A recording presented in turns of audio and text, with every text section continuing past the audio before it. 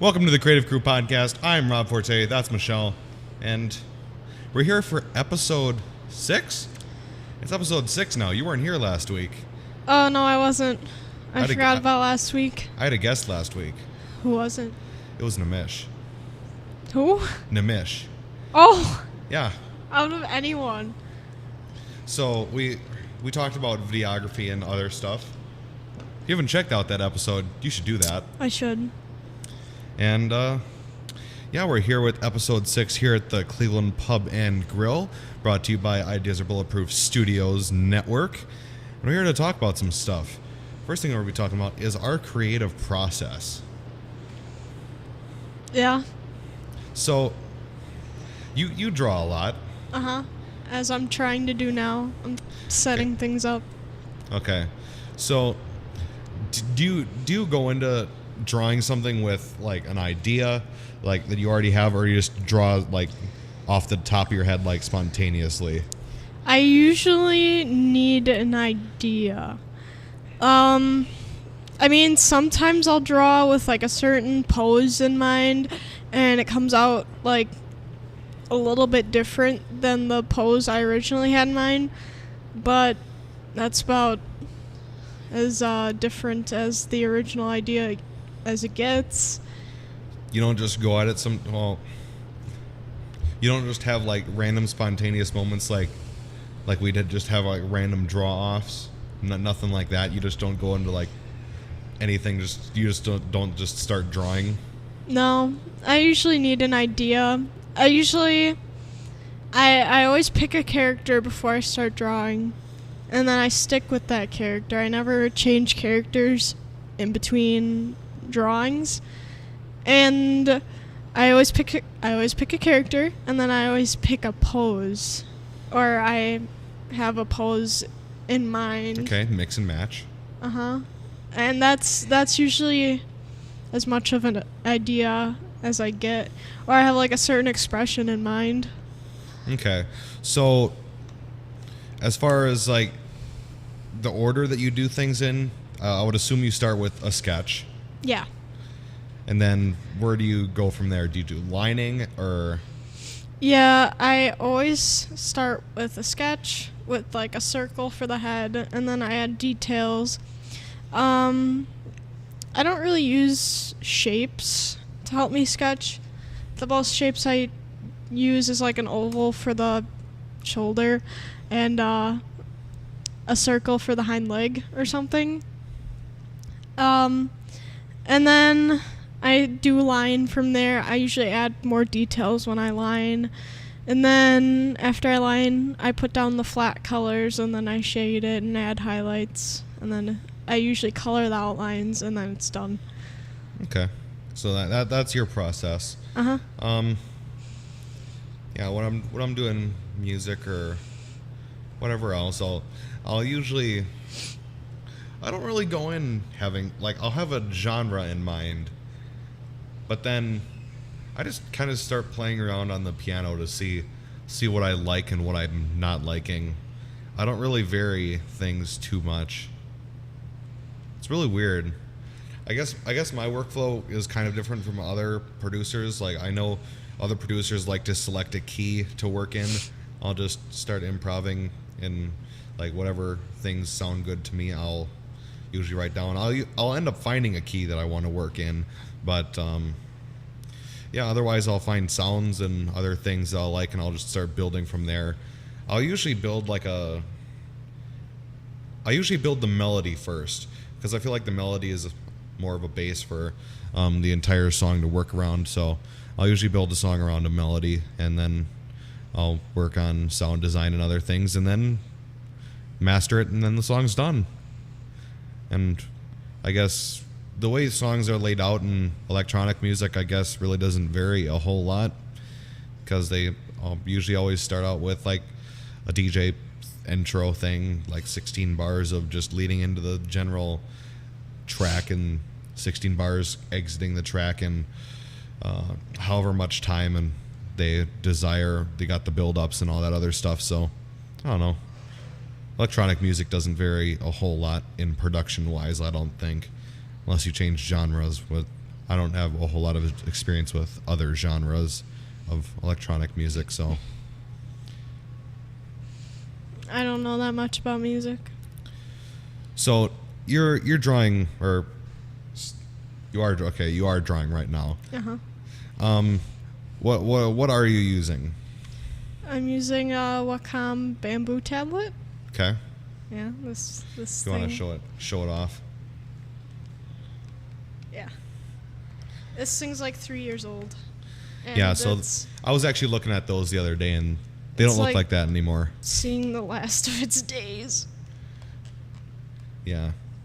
I need They're- to get the micro USB port fixed. That's what happened with one of my MIDI keyboards. One of my MIDI keyboards gave out because Now it's not connecting. looks like you have to go back can to the do old it. days of using the mouse. I'm not doing that again. I'll probably just ask for a new one for Christmas. Oh, there we go. Parents. Oh, come on. There. Parents, what a wonderful thing. So anyway, this podcast is being recorded in the program that I use to do all my music and other stuff, Ableton Live. And Ableton Live is a really powerful program, and I love it because of that. It's so versatile and so able to do just a massive amount of different things. Yeah. I hope I'm not like breathing into the mic. Well, that can all be fixed. Just Get it really close into the mic and just talk really intensely, like Joel in Like Vine Joel. Sauce. like Joel. Maybe like Joel. So anyway, we're here on the Intense Podcast. I remember in elementary school we had a computer lab. And I think a lot of us remember the computer lab. one day there was like little tiny microphones at each of the computers, and those aren't usually there. And the teacher's like, today we're gonna use a microphone, we're gonna show you how to use it. And I was like, oh, I already used these. And So you're Windows one of those Movie kids. Maker, and Ew. we were like futzing around with the microphone, and like people were like discovering that it was really funny to like put your mouth really close to the microphone. That was great. I've seen a lot of live streamers do stuff like that. Like whenever they're going like really intense, they'll just, okay guys, you gotta be really quiet right now. I'm really trying to focus and just, I'm trying to focus, guys. You have to be quiet, so I'm gonna get closer to the mic so I'm louder. Yeah, right. Do you know how microphones work?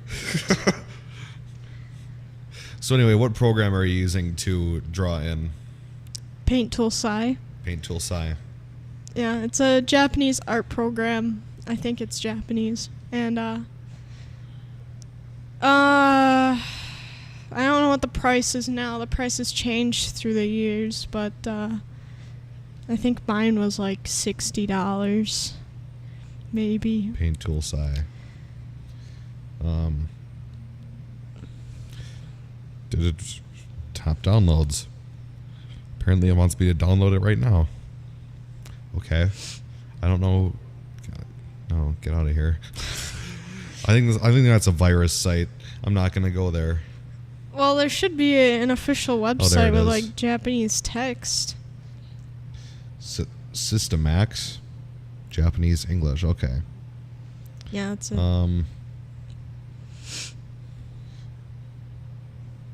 Where the heck does it say the there's price? a fly on my microphone. How did a fly get in here? I don't know. That's It was like weird. a little one, not like a big one. Oh. I can't find the price on here. Oh, this is a very outdated website. Holy crap. It's looked the same Are for you serious? years. Yeah. I think there's Paint Tool Sai version 2 out now, but I'm not completely sure. Purchase Paint Tool Sai version 1. Software license agreement. Okay, agree. My throat just made a noise. Where's the ordering form? Okay. You can buy 50 licenses at a time? Yeah. My God. I usually give out my license to people, like friends, who don't want to pay for it. You know what's really annoying? But it only lets you do like up to, I don't know, it's still like a ridiculous number, but they only let you do a certain amount, like a month. This is really stupid. Like it like on the ordering form, it doesn't even tell you the price. Doesn't tell you the price anywhere. I'm assuming in payment it will, but that's the last step. That's the last step. So you have no clue how much your order is going to be until the last step. Surprise. Surprise, it's $300. We just jacked you out of all your money. Surprise. I know I was looking at drill writing software. If you don't know what drill is, if you've ever seen a marching band or a drum corps, if you're into that stuff, which I am myself, and I'm wanting to start writing drill for people. Band Geeks, the SpongeBob episode. Band Geeks, best episode. This fly is killing me. The program that is used to write the drill, the basic edition, is $350. I don't have the kind of money to do that. Yeah. And there's a demo, but you can only do like 10 sets, which isn't a lot. It's maybe like 30 seconds of music, and that's it. And a show is generally 10 to 12 minutes. Yeah, I know when your trial runs out for Psy, it won't let you copy, paste, or to like save anything on the canvas.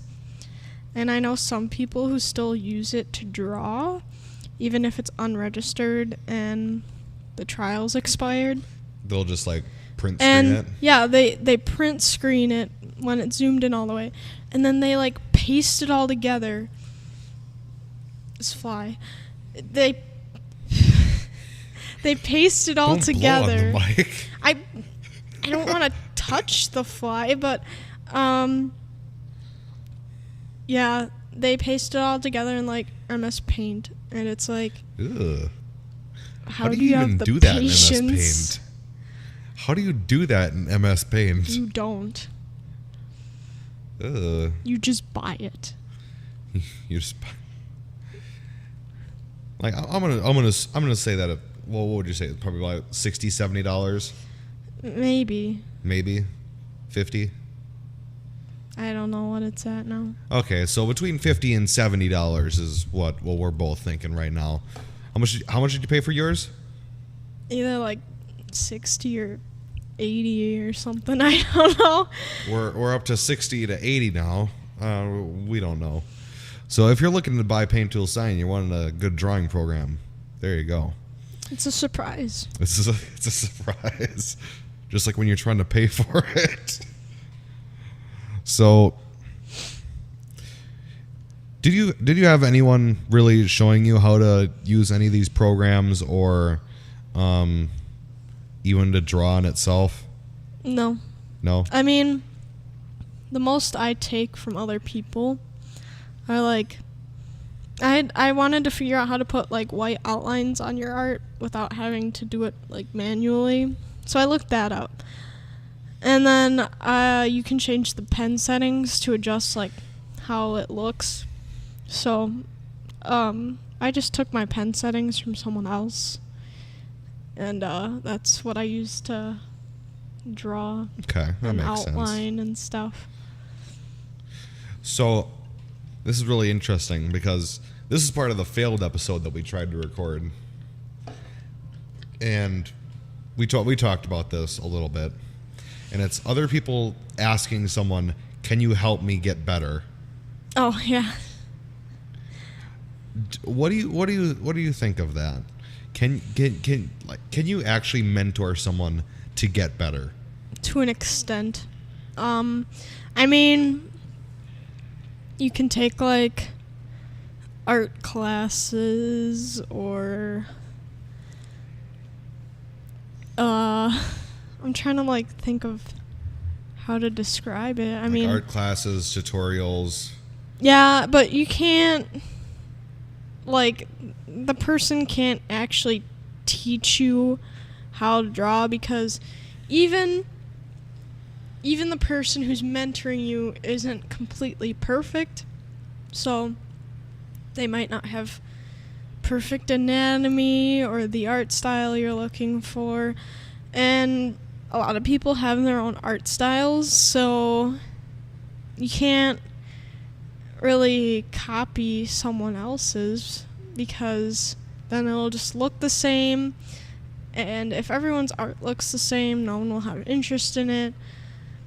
And you just need to develop your own style, and if you practice and actually put the time and effort into drawing, then you can develop it and you can get better, and you can like take techniques or certain aspects from people's styles and put it into your own, but ultimately it'll always be your own art style.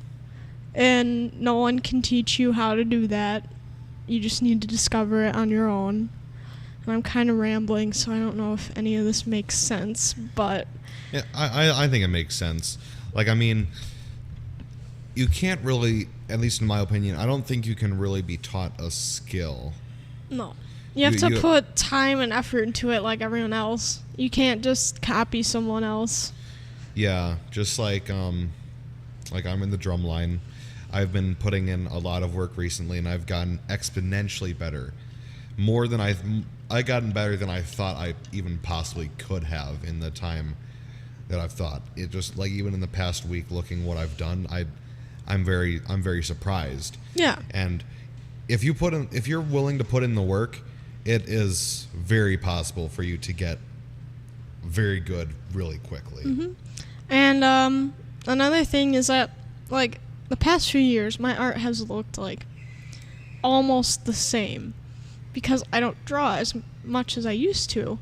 So the development and the improvement is like halted more, and it's not as apparent as it used to be, because I used to draw like every day. Like, I would put out an entire drawing in one day, and now it's like, yeah, one drawing takes me like an hour, but sometimes I get caught up in real life stuff, or I just don't have the motivation to sit down and do my art.